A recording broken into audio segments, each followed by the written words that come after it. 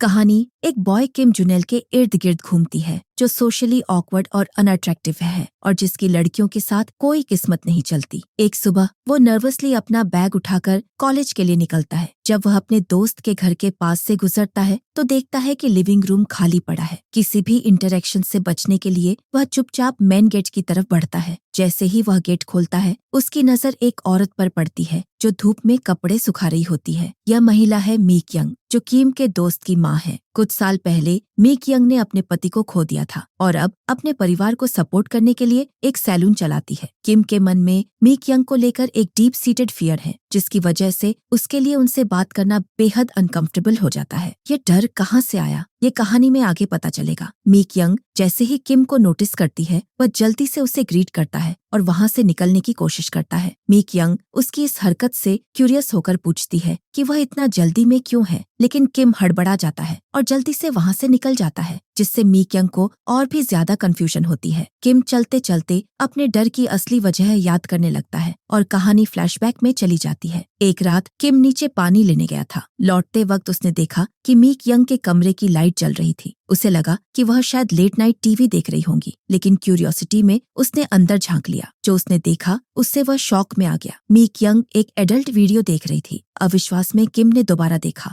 और पाया कि मीक यंग सेल्फ प्लेजर कर रही थी। इस अनदेखी घटना ने किम के अंदर अजीब भावनाएं जगा दी। इसी बीच वह गलती से एक आवाज कर बैठा। मीक यंग ने तुरंत नोटिस किया और किम एम्बैरेसमेंट में वहां से भाग खड़ा हुआ। प्रेजेंट में वापस आते हैं। किम कॉलेज की ओर जा ही रहा होता है कि अचानक पीछे से एक जोरदार स्लैप पड़ता है। वह अनॉयड होकर मुड़ता है तो देखता है कि यह उसकी दोस्त की छोटी बहन मीनी है। वह गुस्से में उसे डांटने लगता है, लेकिन मीनी जल्दी से माफी मांग लेती है और उसे एक टिफिन बॉक्स पकड़ाती है, ये बताते हुए कि उसकी माँ ने उसे भेजा है क्योंकि वह बिना नाश्ता किए चला गया था। यह सुनकर किम को थोड़ी अनईजी फील होती है। वह टिफिन लेकर कॉलेज चला जाता है, लेकिन क्लास में भी उसका दिमाग डिस्ट्रैक्ट ही रहता है। उसके मन में बार बार अपनी आंटी मीक यंग के बारे में ही ख्याल आते रहते हैं। अचानक उसे किसी ने छोटे से रबर ऑब्जेक्ट से मारा। गुस्से में वह पलट कर देखता है तो पता चलता है कि यह उसका करीबी दोस्त यंग बिन है। यंग बिन काफी फ्लर्टेशियस नेचर का लड़का है और केयरफ्री लाइफस्टाइल जीता है। वह ज्यादातर वक्त घर से बाहर बिताता है। क्लास के बाद वह किम को एक ड्रिंक के लिए चलने को कहता है। दोनों एक बार में बैठते हैं और बातें करने लगते हैं। यंग बिन कैजुअली किम से पूछता है कि वह कभी मीक यंग के सैलून में बाल कटवाने क्यों नहीं जाता। किम अचानक से टेंशन में आ जाता है और बहाना बनाता है कि उसे अभी बाल कटवाने की जरूरत नहीं है। साथ ही वह यह भी जोड़ देता है कि मीक यंग तो उससे पैसे भी नहीं लेती। यह सुनकर